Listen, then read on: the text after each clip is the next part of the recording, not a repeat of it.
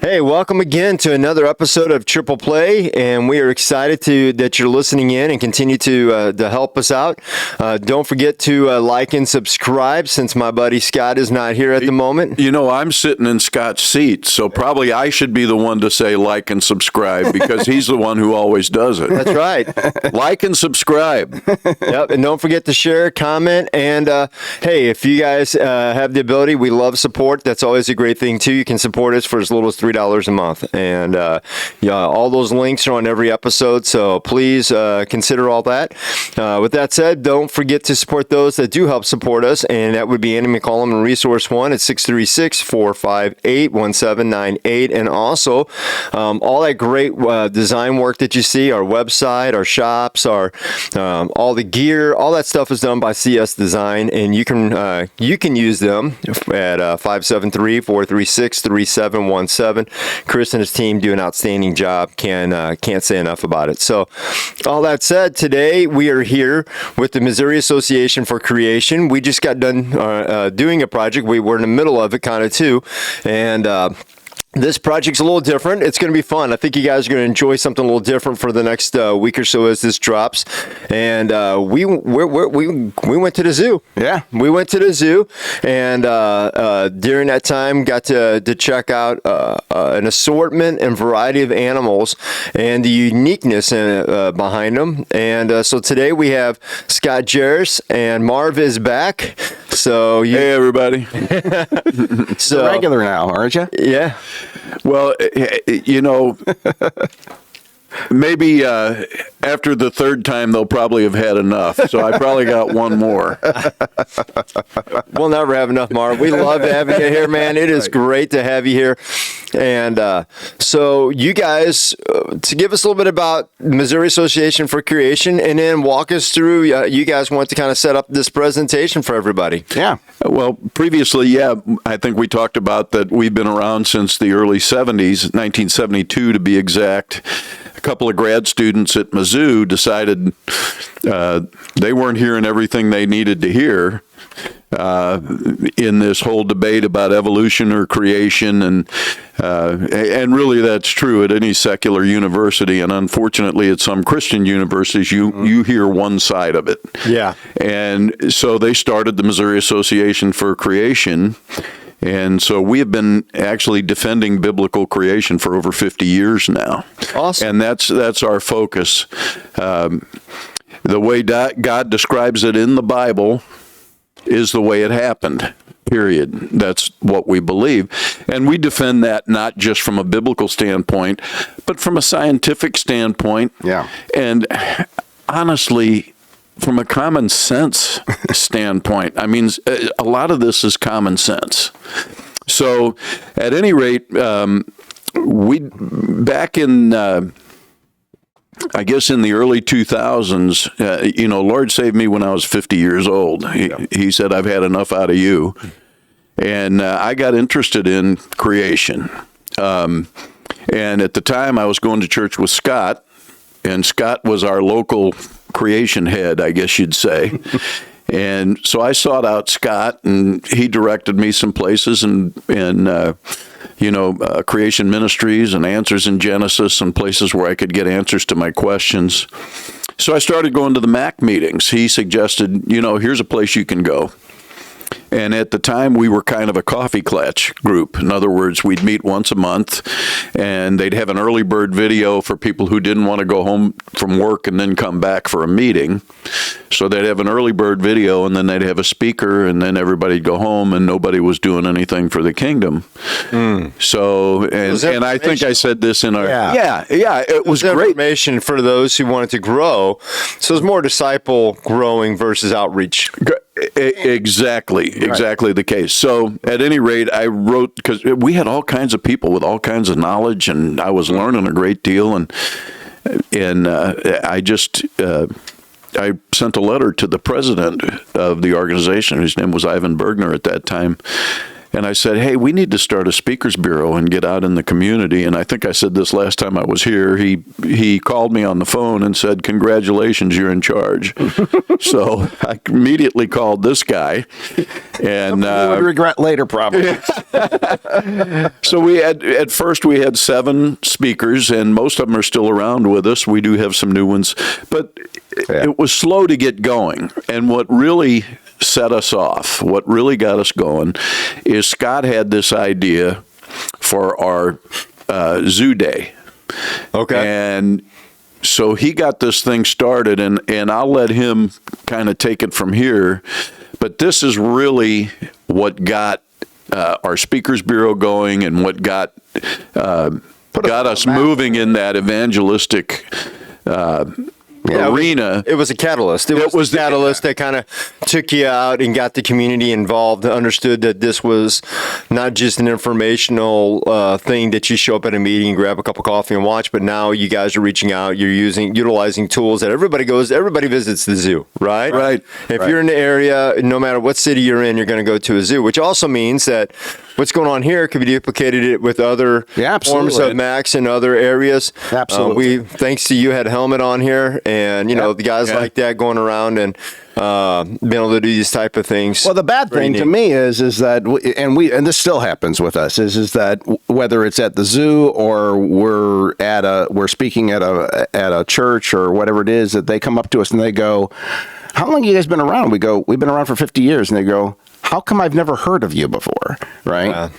And so, that's the thing. And so, indeed, at least the zoo days certainly put us on the map, really, with the homeschool community, and really started pushing things there. Right. That's what I always say. I'm the pretty face in this deal, and everybody goes, "Oh, well, okay." Oh, anyway, You know what the rest of us look like. no. Scott can really run through how this all got going, and this was just an important. Really, it was key to us doing what we were doing, and we had a great really opened the doors. I mean, that's really what it did, and in more ways than one. Right. Honestly, right, is from that standpoint. And Marv says, well, Scott had this idea. It was just like so. Back in 2000, my wife and I and we took our 2 oldest kids at the time, and I was all into creation and you have to understand, I could give you my testimony. Maybe I could come in another time and be able to do that, because creation evangelism really played a huge part in my testimony. And all. I mean, kind of just real quick. I mean, my wife got saved. She said, she loved the Bible. It's all true. And I looked at her and I go, like Noah and the flood? And she said, yeah, like Noah and the flood. And it's just like, what happened? How could you believe that, right? So I'm a mechanical engineer by degree. And while I wouldn't have called myself an evolutionist, that certainly was something that I didn't believe the Bible, and those were all stories, right? And everything. So, well, we hear that in college, right? We hear that, hey, those are good moral stories that helped you get to where you are now. Right. But now you're a big boy. We're going to tell you the real truth, right? And that's kind of how you show up to college, and they're indoctrinating you with their version of the truth. The problem is their version of the truth. Actually, I mean, I know we've talked about this. It actually takes a lot more faith and a lot more. Right. I mean, you really got to go far out to try to find these different pieces. I mean, the Big Bang, well, that thing popped out of somewhere, out of nowhere. Where did nowhere come out of nowhere? Where does the first atom come from? I mean, if that's happening, why aren't we seeing more explosions everywhere? I mean, I look all over the place. We've got thousands of years of history, and I've not seen any random explosions from atoms boinking into one another around here. In fact, most of them come down to keep me warm. So, there's all these aspects of science, but that when you take a step back and get away from the academia, we know it all for you. It almost reminds you of kind of what you're seeing today in our society a little bit, where you get a group of people who think they know best for everybody. But the truth is they know what's best for them, and usually for their pocketbooks, not necessarily what's best for you. Right. And, there are many in academia that look at this and go, okay, this is really filled with what ifs, and this could have happened, and maybe if everything just was exactly right, this could have happened, which led to that. And that's what the entire theory is. Yeah. Well, and people think it's based in science. It's based in philosophy. They start with the worldview that there's no creator, and then they build on that. I mean, seriously, in the beginning there was nothing, and then it exploded, is essentially what they say when you're talking about the Big Bang. Because they always start with the Big Bang, but you can't start there. Because what they say happened is that all of the matter and all of the energy, well, this is the main, there's 6 or 7 hypotheses out there. The main one says that all the matter and energy in the universe were condensed into an infinitely dense singularity, which expanded rapidly into the universe you see today. Well, they start with the expansion. You can't start there. Tell me where that singularity came from. Exactly. Yeah. I mean, the more you go back and try, it's like my kids going, so how did that happen, Dad? Yeah. What about, why, Dad? Why, Dad? Why, Dad? Right. When you start peeling back the layers, though, it finally comes down to, and it's just like we would tell our kid, just because I tell you so, right? I mean, that's your answer. But as an adult, that becomes, as you start to inquire about this, it becomes no longer a valid answer. Right. Just like as they get older, they want to know, more than just, okay, because I told you so. Hey, it's because it's what's, best for you. So the thing was then, that I then, like I said, creation evangelism turned into a big thing for me, ended up bringing me to a point to where I understood Genesis as being true, and so then. And by the way, Scott, what you said in that is actually a part of most people. Most times we always say, "When did you get saved?" But a lot of people, that's a process because you have to intellectually. There's a part of it where there's a step of understanding that you need a savior, but there's this intellectual part that you have to go through as well with most people. And that's really what you're telling me, it seems like, is your wife comes to you and says, I'm saved, and now you're working through what this all means to her. And as you're working through and you start to study God's word and compare it to what you know, and all of a sudden it starts to clean the filth away. It kind of reminds you of, if you watch, I was telling somebody last night, if you watch that show Hoarders. Yeah. Okay. And they're in their filth. They don't know any better. Right. Like they get used to these smells and this condition that you and I would go, this is inhumane. Mm-hmm. And then once they come outside and once the house has been transformed, many of them, when they go back and their house has been, if they trust the process, if that's always the deal. Sure. If they trust the process, though, they get their house back and it looks incredible. It's like brand new, and they're amazed. They can finally sleep in a bed like a normal person. They can fix food like a normal, and they just can't believe how they were living before. And that's kind of reminds me in a little way of our Christian life, because often we're living in conditions, sinful conditions, that we just have grown so used to that we don't understand our own, that we're literally sleeping in the worst conditions possible that are inhumane, that God did not design you for. And if you just trust the process of His salvation, the other side of that is you get a clean house, and it isn't always fixed. Like when they leave, there's still usually boxes that still have to be gone through. There's usually things that still have to be cleaned out. But what a difference it makes, right? Yeah. So anyway, that's when I, like I said, kind of came through that process, and we can get into that another day. But we went to an Answers in Genesis creation family camp. Up in Colorado, and went up there, and all. So they had different speakers coming in and talking about things, and really laying down the foundation of Genesis, and how it is. It really comes down to the authority of the Word of God. Mm. Does God say, does this really mean what it means? And that's exactly what it came down to for me, right? Is that anybody can read that first part of Genesis and be able to go, well, it very clearly says He did this in 6 days and everything like this, but we all know that isn't right, so the Bible must be wrong. And both my wife and I kind of came to that conclusion. Nobody sat down and said, okay, so do you see how he got it wrong? No, you didn't have to. You kind of understood that, because we believed it to be millions of years old and stuff like this. In any event, so when we went and did that, they they had some free time and everything. And one of the free times is that they went off to a natural history museum. And then they walked us through the Natural History Museum with a biblical worldview. And so they had presenters going through and presenting things. So when they came to a fossil and they said, okay, so it says it's millions of years old and everything like this, but I'm here to tell you this isn't an example of something that's millions of years. This is an example of a worldwide flood. And where this came from was because it was something that got buried quickly by a lot of sediment, right, and transformed into a fossil very quickly compared to being millions of years old.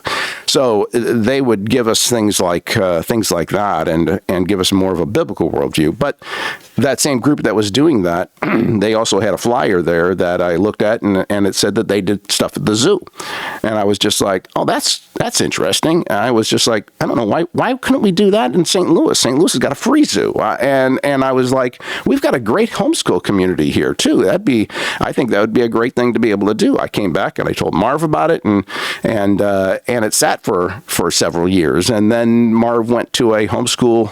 He went to a homeschool conference or whatever it was, and was just promoting speakers and the M.A.C thing, and somebody came over and they were talking to him, and in the process of talking to them, he said, so we're also looking at doing this zoo thing, and all, and their question was, well, when is that? So now you're in. And so, now he stepped into it and he's got to do it. And so now he called. No, I stepped into it and he's got to do it. And that's what he gives me a call and he says, hey, so I talked to a couple people. I got their names and phone numbers and they're really interested in the zoo thing and they want to know when it's going to be. And I'm just like, that's awesome.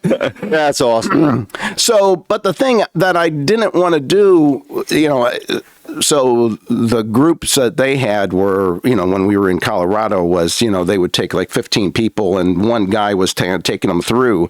And I'm just like, all right. So my idea was, I don't want to have somebody that has to know all the animals. But if I can talk about my animal, and then the group can move on to the next one and have Marv talk about the penguin. And then they can move on to the next one, have Gary talk about the alligator, etc. And so now I can have like 6 guys here and we can take a group of 20 people and they just go from station to station and they hear about each of the species and kind of get to hear, which is guess what, guys? What you're going to get to check out. So, so get ready. It's pretty fun. I've been editing and I've been loving it. So it was a lot of fun to record and a lot of fun. Yeah. So we do that and then everybody gets a booklet, whatever, that's got a fill-ins for each animal's got a fill-in and stuff like this. But that's what we kind of do. So they kind of go through and do that. And our first one we did, I think he kind of already told the story. I kind of send out an email to a bunch of homeschoolers, the contacts that I had. And it was like 11 o'clock at night, and I was just like, okay, so we'll see what happens, tomorrow, and if I get any response out of this, and check the first thing in the morning, and at 1 o'clock in the morning, I had like 6 or 7 families already signed up, and I'm just like, wow, okay, so people are up late and responding to this very quickly, and that one we had 500 people. I believe it because I when we first started going to New Community, that was one of the first things that they invited us to, and so I took my young kids at the time there, and we loved it. We thought it was great. They enjoyed it, and I'm sitting there as a dad, and I grew up in the church. I've gone to Bible college, and I'm still learning things that I hadn't learned, and I'm sitting there. As are we. Yeah. And there you go. Yeah, it's just, and I'm sitting there just absorbing it like a sponge as the different speakers were speaking. I just really, really enjoyed it. Well, that first one, and when we study these animals to present them to the kids, first one he did was the kangaroo. And he called me on the phone. He goes, so we're doing 10-minute talks. I said, yeah, because that's what we do, 10 minutes, and then you got 5 minutes to get to the next one. He goes, I could do 45 minutes on the kangaroo standing on my head, and I got to condense this down to 10 minutes. And that's what we all find when we dig into these animals. They are so incredibly designed and so obviously designed to do what they do and to live in the habitats where they live and to survive the way they survive. They have to be. It just screams design. Anyway, I've never. My argument usually is as simple as the human eye, and it's so complex and works in such a unique way that I equate it to a watch. I go, what are the odds a watch could just happen? Could evolve without a creator, just evolve. A watch would make itself, and I said the human eye is as complex as a good watch. Right. Oh yeah, absolutely, absolutely. So you were talking about the first year. So the first year, so we had, like I said, we ended up having about 500 people.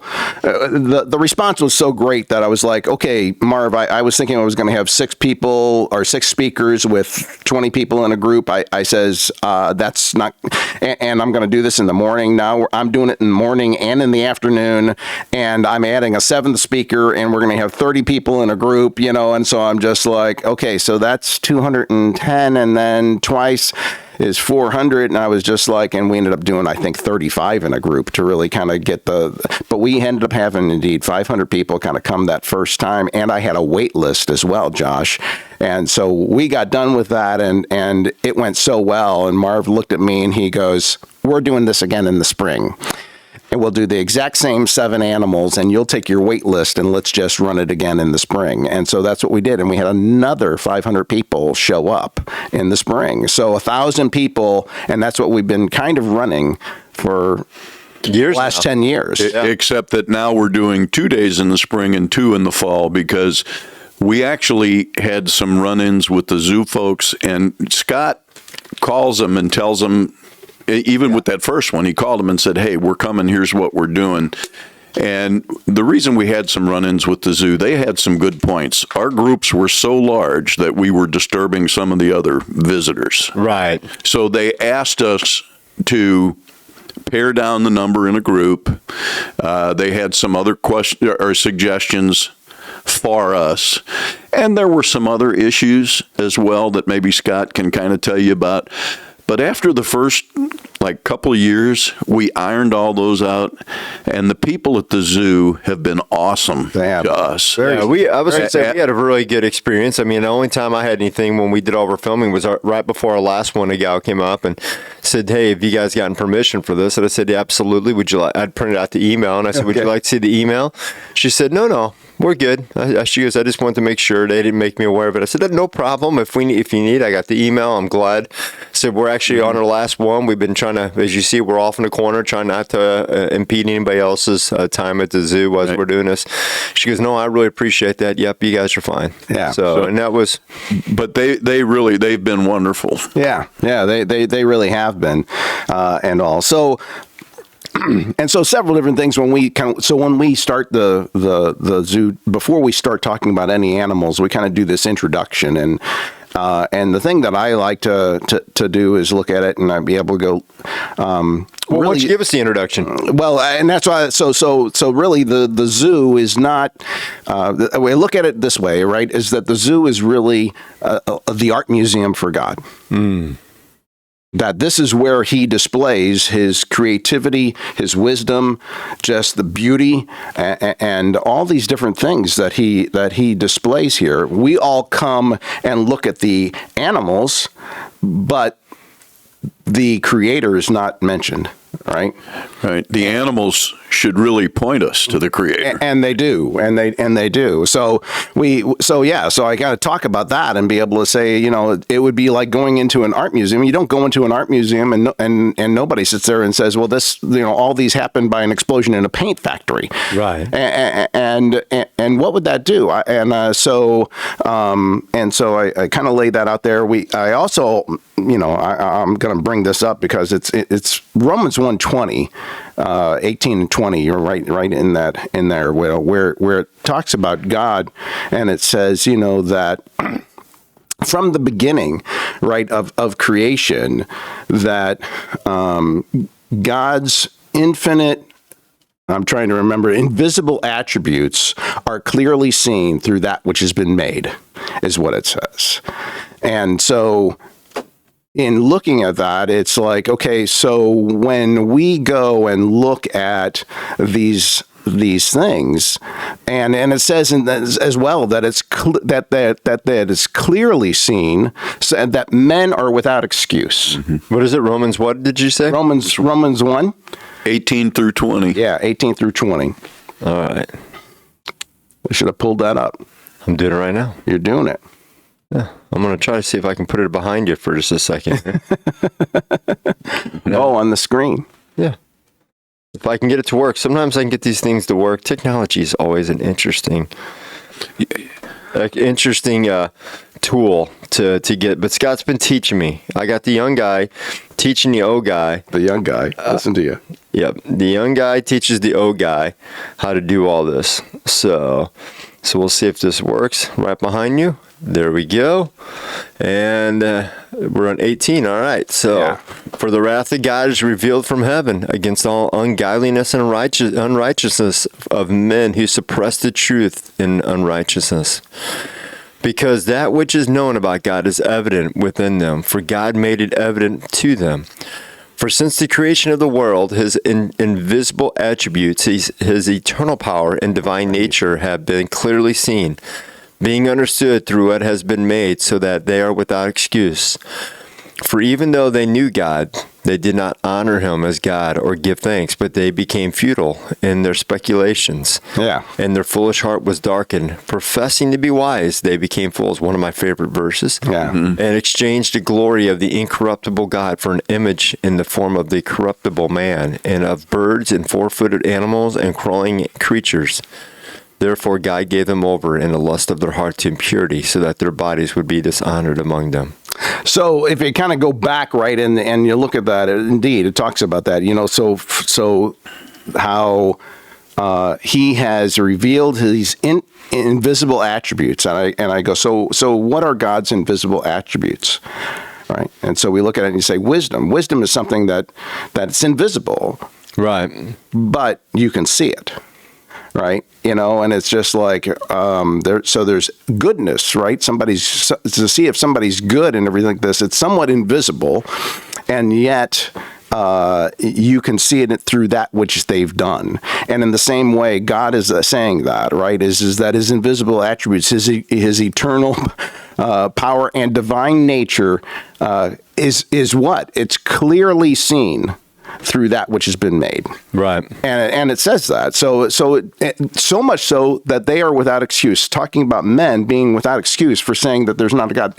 And so that's a verse that I have that I've thought about and going, understand that there is no such thing as an atheist, because you can't be like Bertrand Russell, who said if he stood before God and they said, so what would you say to God if you show up before him, and Bertrand Russell said, I would tell him you didn't give us enough evidence.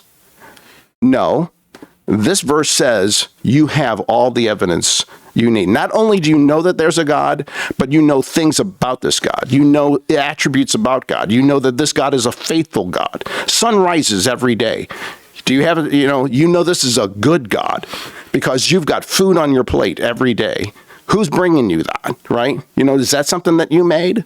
You got the healing gifts and talents that we have. Where did those come from? Right. How did you have all these different? Now they would take that onto themselves and say, "Well, I worked hard to get that," and that. However, there is that, right? Is there where? Well, I mean, you can work really hard, but if you're 5'5", okay, right, and you're not going to probably play basketball because everybody's uniquely designed, and some people are uniquely designed for geared towards certain things, maybe because of where they grew up culturally. Sometimes, God gives people in places like Alaska lighter skin and people in Africa darker skin, right? Yeah. But you had Muggsy Bogues. and you had Nate Archibald. They weren't 5'5" though. They were still like 5'8". But I love Spud Webb and it's Spud Webb. Yeah, but with that verse, essentially what it's saying is, if you don't see it, you're choosing to ignore it. Right. Period. And that is the thing that I want to bring out is that while we sit there and we say it's common sense, and there's this intellectual version of it, is that's there, but it says there it's clearly seen. So the question is why aren't they seeing it? And Josh, this is when I look at it and be able to go, well, it also clearly says there that there's a spiritual and moral issue. Well, sure. Right. And so when we look at it and I look at it and I go, well, why can't they see this? And be able to go, there's this suppression of the truth and unrighteousness, as it talks about. Well, man wants to put themselves at the center. Man has we have a proclivity to sin, right? Mm-hmm. So, and because of that, we always try to make us the center of the universe in our own way. We'll say no, but the truth of it is, wait a minute, you mean I'm not? You're bursting a bubble over here. That's all good. I thought I was for 50 years. Yeah, that's what until God straightened me out. Right? But yeah, and so there's one of two places: it's either God centric or man-centric, but one or the other is going to exist. There's not an in between. Yeah.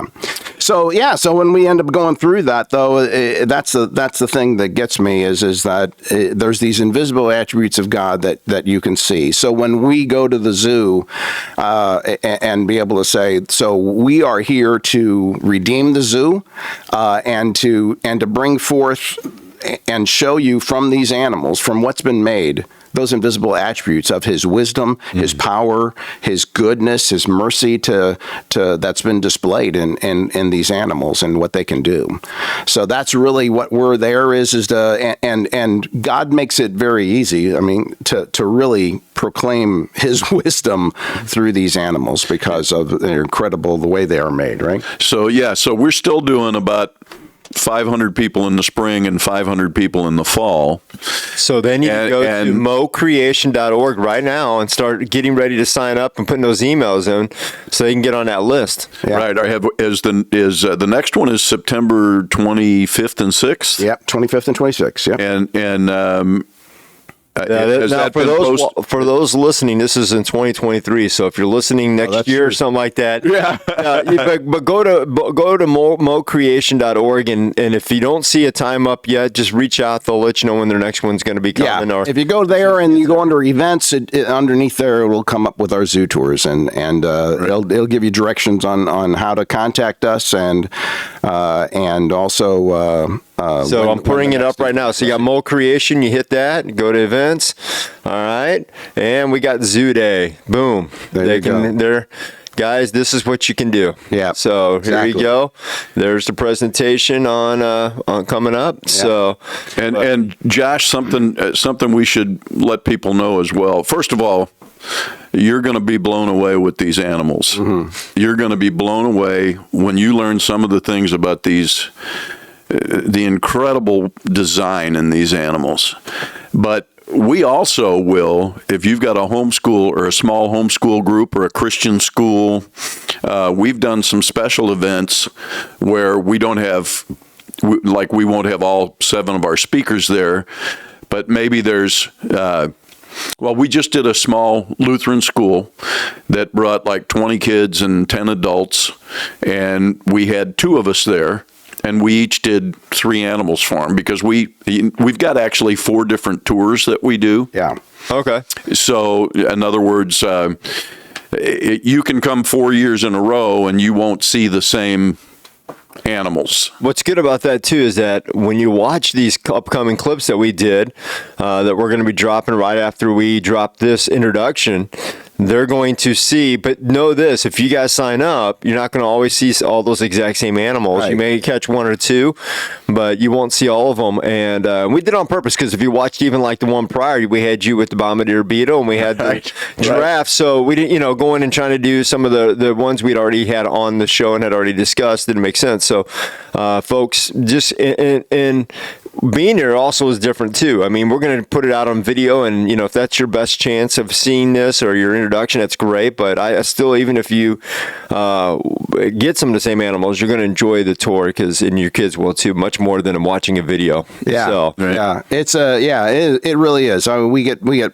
plenty of comments back afterwards about how awesome it is, and I wish I could have brought some more of those, but one of them, like from last year, they were just like, we've been to the zoo many times, but they go, we love the way that you've brought God into this, and we will not look at the zoo the same way ever again. So that is what the impact is, right? That's our desire as to where we want to go with it, And the other thing was, that I kind of have in there in the introduction also is just the idea that as a Christian, problems I have with evolution, and one is that, like I said, if you went to the art museum and you said, well, this all happened by an explosion in a paint factory, I said, that's a slap in the face of that artist. I know people who dressed like that. They looked like it was an explosion in a paint factory. I understand. But that's a slap in the face of the artist. The artist looked at it and he came up with this view and the colors and the palette and the way he did it and everything like this in such a way that, and in a way, you go to the art museums and you go there and everybody goes there to be able to see, I want to see the artwork of Van Gogh, right? Or Rembrandt. So you talk about the artists there. Or Hunter Biden. Anyway, so why can't we do that here as well, right? So it's it would be a slap in the face of Rembrandt and Van Gogh, to be able to say, Starry Night, it was an explosion in a paint factory. It's just like, excuse me, no, that's not what happened. And all. So that's one of the things so when you go into the evolution is basically a slap in the face of God to be able to say, it's no big deal. These things don't show any wisdom or anything like this. This is just a random, by chance purposeless event, right? That kind of happened over millions of years, and it was just like, it's just lucky chance. No. I'm an engineer. Nothing. Oh, my goodness. And the other thing that came to mind, right, as well with this is that when God created these things, Josh. And so as an engineer, I know this is right, is that we go through and we design something and you put it in and everything. And it's just like, we missed this, or whatever it is. When God designed these animals and he spoke them and it was, whatever it was, the first horse, the first of the horse kind or the first of the dog kind, he didn't look at it and go, oh, I wish I would have done this different. He didn't do that. Well, they worked the first time. Right. First time. They were perfect. I always tell people that because I grew up around automobiles, okay? The Chrysler factory. So a lot of my friends their dads were either blue collar workers in the factory or they were like the engineers and people who designed them, right? Mm-hmm. And they would often say, engineers design them, but they always have multiple flaws and they'll kill somebody because there's the practical part that they miss. They can come up with all the aerodynamic stuff, right? But when it comes to all the other stuff that you just know because you've been touching it all your life, you've been building it all your life. And those are the things that they miss. And so you got to have both. You have to have the engineer plus the practical guy on the ground. And the coming together, those puts together great automobiles, just like the minivan, which, was designed and done here in St. Louis. So, so that's what you've got there, right? Then with God is that he speaks these things into existence and they're perfect from the get-go, right? It wasn't, okay, that was a prototype and I'm going to, no. And it wasn't theistic evolution of, well, I'm going to put this thing in motion and here it is. I'm going to let it go a million years and it'll get better, and it's just like, no, that's not what happened. Right. He spoke it into existence and it was perfect. The other thing I find interesting in that too is that because of that, when we study, when you come from it versus trying to explain everything from a man-centric, but from a God-centric, so we talked about the flood earlier, when you start to look at how things have just happened around us, creation, whether it be the stars, whether it be the shifting of the continents, whether it be a place like the Grand Canyon, all of a sudden everything starts to make sense. Mm-hmm. Okay, because of the flood and how that would have happened. Right. And so how would they have known that? If you go back 4,000 years, they didn't have all the science we have today, and they're writing about this stuff. Right. I mean, but it makes all the sense in the world, and it fits perfectly into what is described as a historical event. Yeah. What are the odds? What are the odds you could perfectly describe today what's going to happen 4,000 years from now? Right. Right? What they're going to see. Yeah. I mean, you just start to kind of look at these things and you go, hey, they're describing this event, and then we can look back 4,000 years ago and the puzzle pieces fit. That doesn't make. How would you be able to do that? Yeah. Okay. And realize they didn't have computers. They barely could write, most of them. They had papaya and, but they didn't have the printing press. They didn't have computers. They didn't have all the complex things we had today. I mean, we're talking, 4,000 years ago, it would have been very. This is making us stupid, though, Josh. Okay, this is not making us smarter. Okay, they were smarter back then because they could do things without this. Okay? Well, that's true.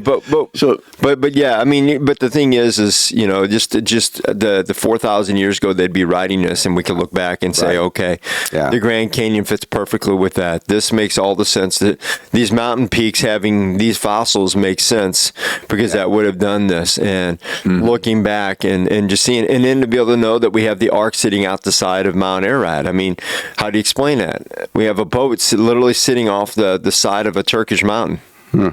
So how does that fit, right? Getting back to the animals, it might be good to just kind of give folks an idea of when they watch these upcoming videos, what they're going to see.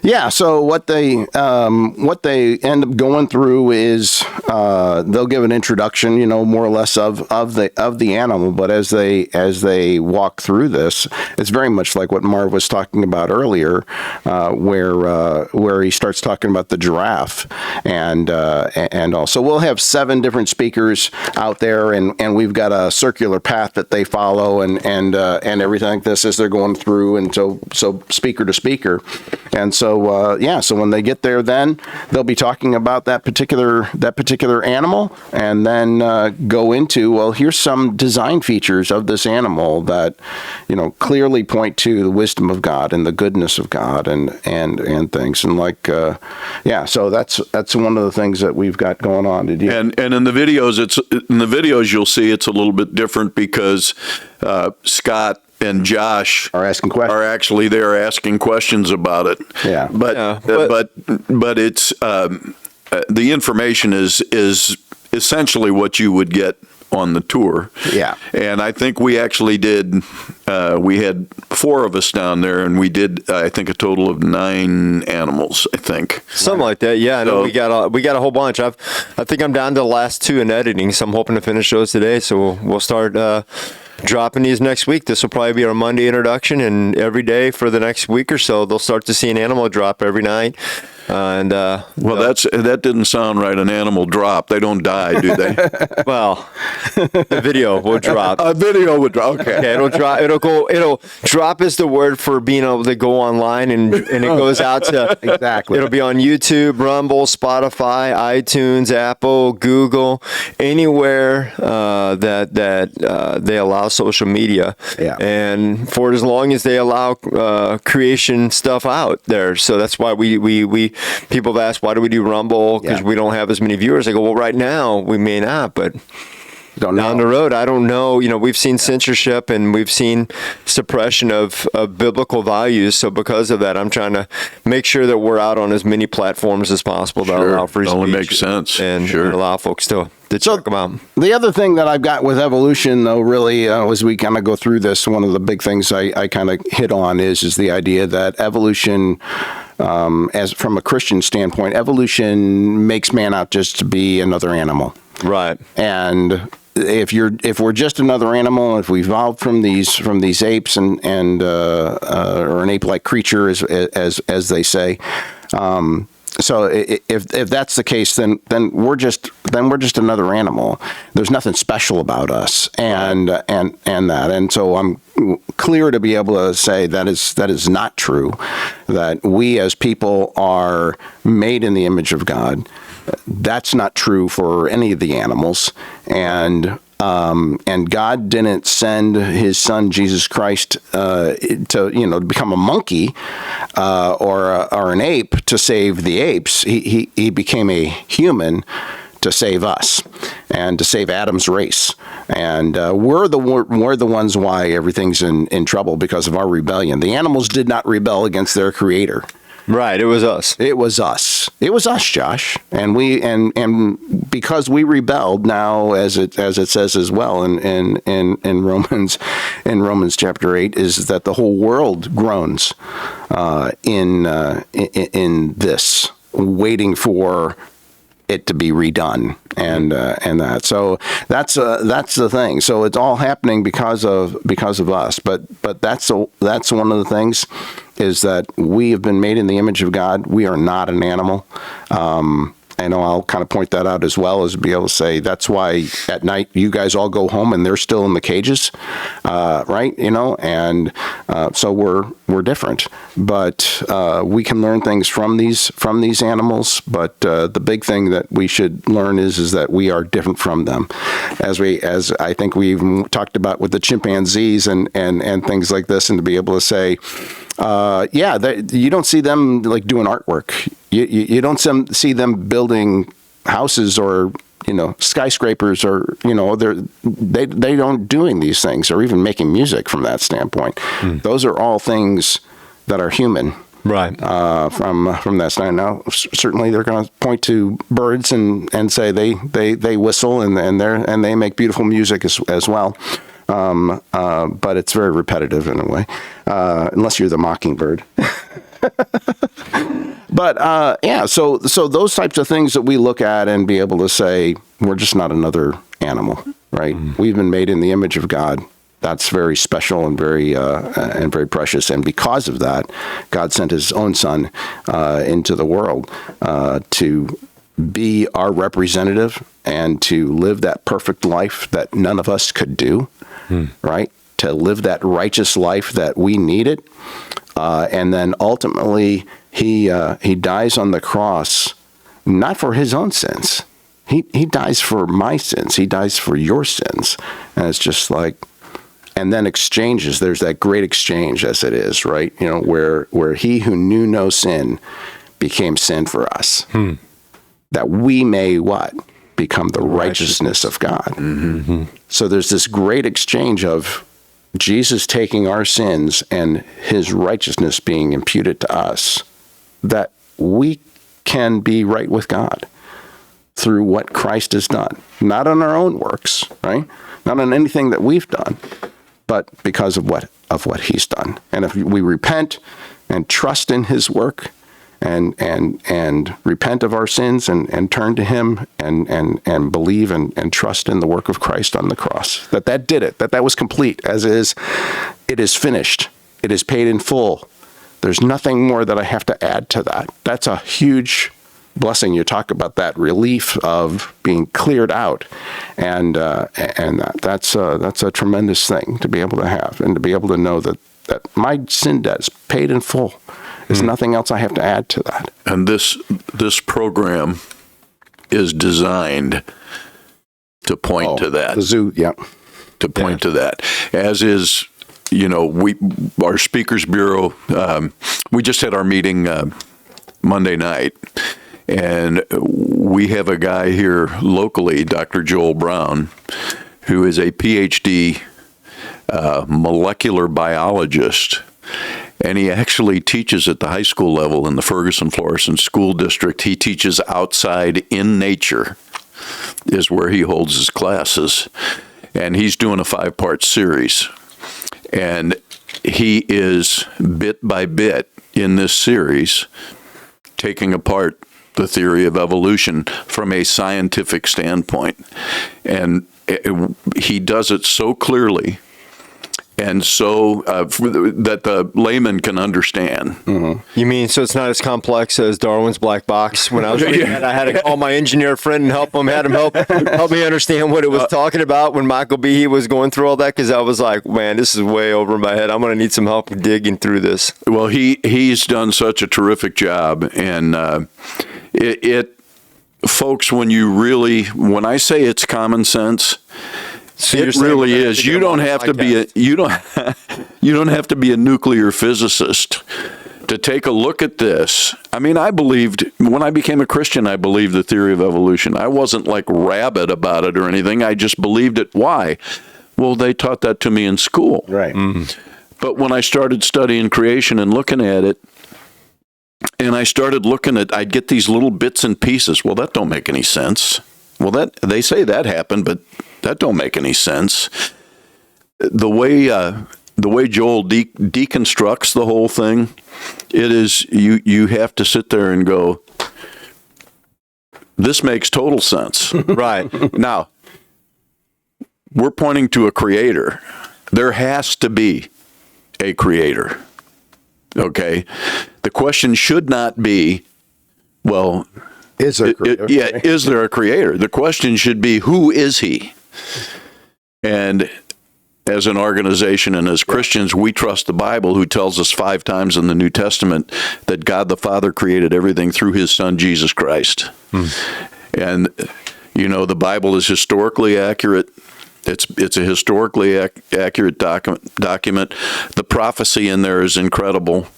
When it comes to science, and I think we talked about this last time, there are things talked about in the Old Testament and I know we did talk about this, but the water cycle is described in the Old Testament, and it was 2,800 years later before secular science discovered it. The Bible says heaven and earth will wear out like a garment.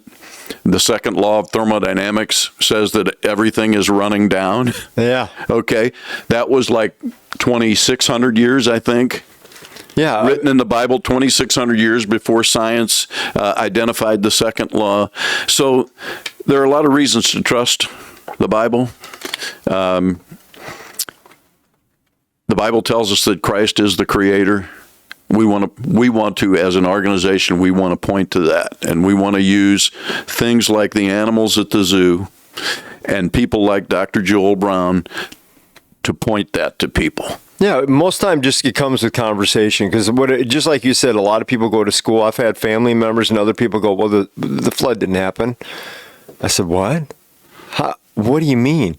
Well, there's no evidence. I said, why would you even say that? Look, we could just start with the bare fact that we got it hanging off the side of a mountain in the middle of Turkey. You want to start there? You want me to go to fossil formations up in the middle of the mountains? You want me to talk about where things were driven and how we know how it makes sense about the plates? What about... If you're in Missouri, you're standing on sedimentary rock. Yeah, I mean... It has to be laid down by water. But you just look at the way... everything shifted, everything moved, and how would Pangea move from Pangea to this if there wasn't a flood? Well, yeah. So they'll come up with reasons. They'll come up with reasons why, right? Right, but they don't really make scientific sense. That's the thing. The science behind it is frail and fallen. But a flood scientifically makes sense. Historically makes sense. Ideologically makes sense. You start to go down all the things about it, and you go, okay, well and it really becomes very tough. I mean, you're right. Anybody can argue anything, because they can just say, well, I just choose not to believe, or that's what you believe. I mean, it'll always come down to, well, you can choose to do that. I'm not. But the truth is, if they're willing to be rational, have a conversation about it, if they're willing to examine the facts are very clear. There's not really many question marks left in the facts as you study them. They're very clear. They're everywhere you look. Once you start to know where to look, you'll find that it starts to make sense, right? I mean, from North America to South America, from Africa to all these places, you'll find things that show a flood happened. Mm-hmm. But this is where once again it comes into being a spiritual issue, Josh. Right? Sure. Is that I can use the same technique for evangelism on hundreds of people and stuff like this. But unless the Spirit of God is at work, right? And unless the Spirit of God is opening those eyes, right? Once we were blind, Josh, and now we see. Absolutely. Explain that, right? And that is a work of God. That is, God's got to be drawing people to himself and revealing these things, because when we are dead in our sins, we're dead, right? Yeah, right. And usually unrational. right? I mean, he goes back to you got to have the rational discussion, and that usually starts with the pricking of the heart and the conscience and God. Well, not only are we irrational, all right, but it says in Romans 5 as well that we're hostile to God, right? Yeah. So now all of a sudden in our unrighteousness, there is where we suppress that truth, because now what you're saying is that there is a God, and that then puts me under condemnation. That puts me accountable to somebody who's made me, right? And all of a sudden it's just like, okay, so it turns into being more of a moral and spiritual issue than a scientific and intellectual issue. It reminds me of that Hoarder show again, because when they always show up at the beginning of the show, there's almost always this hostile, that's interesting. Most of the time they're being forced to change their habits because they've got, they're going to lose their house. They've been, their house is falling apart. The county's going to kick them out. Their fines are now in the millions of dollars sometimes. Whatever it is, there's always something that triggers, and usually that something that triggers is an external, not an internal. And so there's always this hostility a lot of times at the beginning of it when the psychologists and the team show up and they're like, well, we're just going to clean that one little section. But that one little section isn't even a dent to what's going on in your house and in your life. And that's how it is often with Christ, as you talk about, the hostile, they're hostile to him. Yep. They're used to being in their sinful ways, and in the show, they're used to living with, food that has feces on it. I mean, these conditions that these people live in, they're used to not having running water. They're used to having to use restroom in bags and bagging the excrement and putting it in a bathtub, and sometimes eventually dumping it out. I mean, it's so gross. And we would say, even poor people probably live better than this, but they get used to it. And it's amazing, these conditions. And their own family will be like, why are you living this way? Their own kids or grandkids, Grandma, why are you doing this?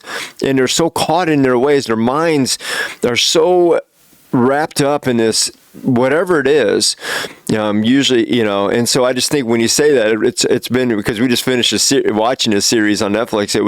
It totally reminds me of the depravity of man and how we get used to, we're hostile, we're used to living in our own sinful ways. And if we would just let Christ come in and clean the house, when they do trust the process, not all of them do. Yeah, sure. Not all of them do, and some go right back. But those that trust the process and continue down the ways, it's always an amazing turnaround, the relationship turnaround, the joy they start to have, the feeling that they have when they go back in their house and they see they actually got a living room again or a bedroom that they've never.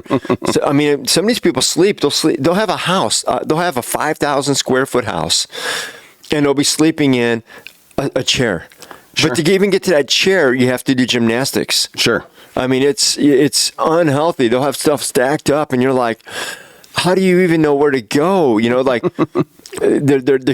kitchen's not usable. Yeah. Any food in there is expired, not by a little bit. It's open, so it's had, whatever has been living in the house, from raccoons to rats, whatever has gone through it.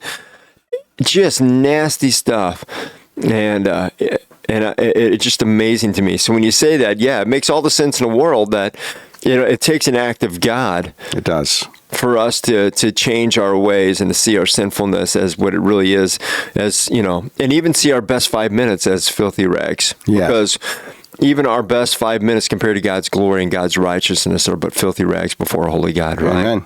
So, It is. Yeah. Josh, thanks so much for the opportunity and everything like this. Really look forward to how your audience responds to the zoo and the animals and everything like this. We had a great time with you guys there. Well, we had a good time too. We'll have to do some more, and we'll have to have you guys back. We'll have to get your testimony, and we'll have to get the doctor in here and hear what he has to say. We'll continue to bring in Mac and have some episodes with you guys as time goes on, because that's what we're all about. We want people to find out about these organizations that may not know about them and the resources that they are, different churches in the area. And so if you're listening and you're checking us out, at the very minimum, even if you're not homeschooled, because we brought that, but if you just want your kids to go to the zoo and see this presentation, it's not just a homeschool, just so that you're aware. It's not. Go out to the M.A.C website. We put it up there earlier. It's mocreation.org. You can go to it. It'll be on this episode and every episode with all the animals we're going to be introducing. So every one of those episodes episodes will have a link where you can go on. You can see what events they've got. If you want to book them or get them into your church or youth group, you want a presentation, you want to invite these guys in, they would love nothing more than to speak to your youth, your church, your people.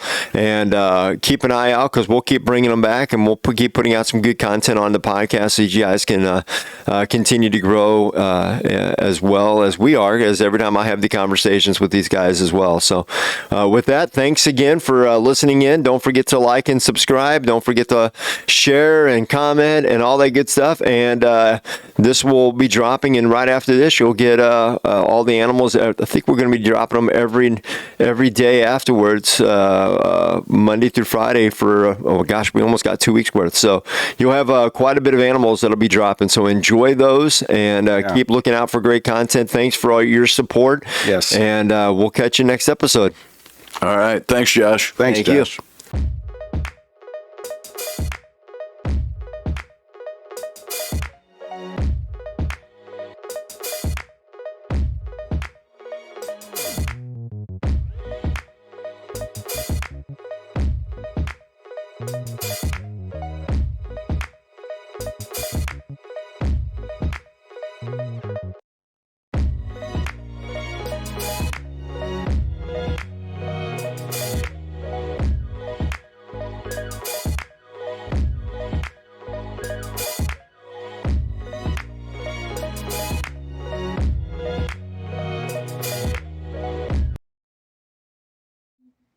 You're safe.